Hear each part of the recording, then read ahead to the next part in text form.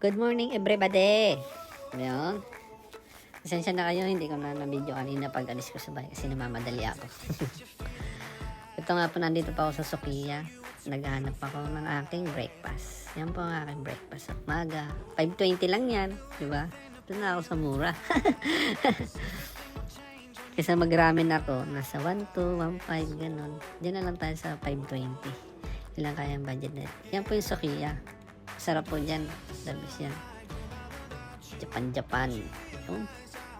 Alis na nga po ako at bibili ako pampatak sa mata kasi para safety. Ayan po yung ginagamit ko. Kasi nag-welding ako. Walaan nyo kung nasaan ako, guys. Alam nyo na yun. Siyempre, pag kumain ka, kailangan itapon mo rin. Yeah po. Hindi ko na rin na video yung pagkain muna ko kasi wala na oras. Mamadali ako. Parang gusto ko na magpahinga. Ay, siya nga pala, may pulis. Bawal yung camera. Tapos yung camera ko, naka-clip sa bike. Kaya, nahuminto ako. Lumiko siya, and umiwas ako. Dito na lang ako sa shortcut. Iskinita ng Japan. Diba? Yun lang. Kasi pag naulit tayo, magbabayad tayo. Alam niyo, bawal talaga yung cellphone dito sa atin. Lalo na kung ginagamit. Siyempre, safety first lagi sila. Ayan, pauwi na ako. Kasi, yun lang yung nakayanan ng video. Yun ang nakayanan ng edit. Sana, na-enjoy nyo. Walang kakwenta-kwenta. Pero salamat sa mga nagtsatsaga. Sana masuportahan niyo itong vlog ko. Kahit hindi kayo natatawa. Hindi kasi ako komedyante, guys. Ayun. Kaya pasensya na kayo. Ito po yung tunnel nila. Mahaba po yan. Binilisan ko lang po kasi nakasakay na ako sa motor niyan eh.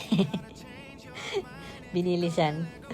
Inedit lang po para mabilis. Speed lang po. Speed ko lang. Siyempre. Kasi pag binagalan ko, mahaba po yung oras. Hindi, maiinip kayo, di ba? Ngayon pa nga lang, naiinip na kayo. Yan po nilalakbay ko. 40 minutes po papunta sa sa lugar ng bilihan ng pagkain. Yun. Kahit kung ano-ano pa. Minsan, nasa 1.5 pag malayo na po pag mamamasyal ganun 2 oras. Kaya e-bike po yung ginagamit ko. Kasi pag natural po na bike, mahirap kasi mas maraming pahon po dito. Mas maraming bundok. Diba? Kala nyo ganda ng lugar nila kasi malinis talaga. Wala kang makikitang kalat. Diba? Ayan po, packet sa amin. Galing ako, bundok yan, pero sinemento nila, oh. Galing, sementado yan. Kakaiba dito, galing. Yan, nakasalubong ko. May dala-dala siyang 3 box na alak, asahi. Nagbebenta siya, yun ang negosyo niya. Nagtubo rin siya 1,000. Diba? Ang galing naman niya. Nakakalibre pa daw siya sa alak. Ito nga po papark na ako. Kasi, yan. Ayusin ko na yung gamit ng mga pinamili. Ay, pagkain pala. Wala pala biniling gamit. Park na po. At nandito na rin ako sa bahay. Kwarto. Kailangan magpalit. Tapos, siyempre, pagtapos niyan, antukin po talaga ako paghapon. Ayan. Kaya, matutulog na pa ako. Salamat sa panonood. Mag-ingat kayo. Sana nagandahan kayo sa vlog ko. Wala ka kwenta-kwenta. Thank you, guys. Thank you.